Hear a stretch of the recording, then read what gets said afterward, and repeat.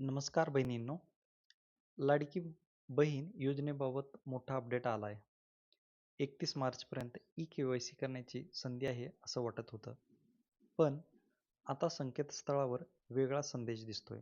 नेमकं कोणाला ई-के.वाय.सी करता येणार आणि कोणाला नाही, पूर्ण माहिती या व्हिडिओमध्ये शेवटपर्यंत पहा. राज्यातील आर्थिकदृष्ट्या दुर्बल महिलांसाठी गव्हर्नमेंट ऑफ महाराष्ट्र यांनी सुरू केलेली मुख्यमंत्री माझी लाडकी बहीण योजना आज हजारो महिलांसाठी मोठा आधार ठरली आहे. या योजनेअंतर्गत पात्र महिलांना दरमहा 1,500 रुपयांची आर्थिक मदत दिली जाते. पण या मदतीचा लाभ योग्य महिलांपर्यंत पोहोचावा यासाठी सरकारने ई-के.वाय.सी बंधनकारक केली. मात्र प्रत्यक्षात अनेक महिलांना अडचणी आल्या. मोबाईल नसणे, इंटरनेटचा अभाव, आधार बँक खात्याशी लिंक नसणे, OTP न येणे यामुळे अनेकांची ई-के.वाय.सी प्रक्रिया अर्धवट राहिली. तर काहींची चुकीची माहिती भरली गेली. काही ठिकाणी सायबर कॅफेमधून ई-के.वाय.सी करताना कागदपत्र अपलोड न झाल्यामुळे काही महिलांची नावे योजनेतून तात्पुरती वगळली गेली. या सर्व तक्रारी लक्षात घेऊन सरकारने 31 मार्चपर्यंत मुदत वाढवली होती. पण आता संकेतस्थळावर स्पष्ट संदेश दिसतोय.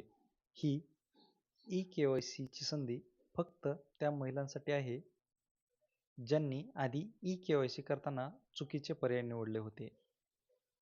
म्हणजेच नवीन ई-के.वाय.सी करण्याची संधी संपली आहे.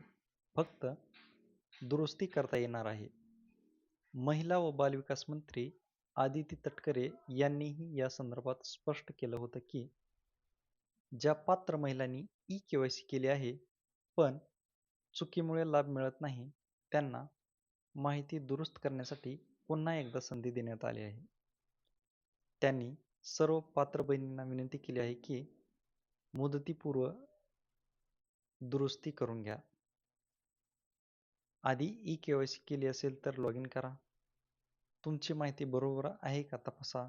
बँक खाते, आधार लिंक आहे का पहा. चूक असल्यास त्वरित दुरुस्ती करा. नवीन अर्ज करण्याचा पर्याय नाही.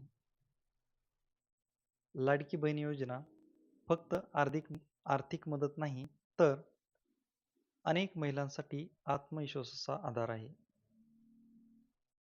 म्हणून जर तुम्ही पात्र असाल तर तुमची माहिती नक्की तपासा आणि लाभ मिळवण्याची संधी सोडू नका. अशाच सरकारी योजनांच्या अपडेटसाठी चॅनल सबस्क्राईब करायला विसरू नका. धन्यवाद.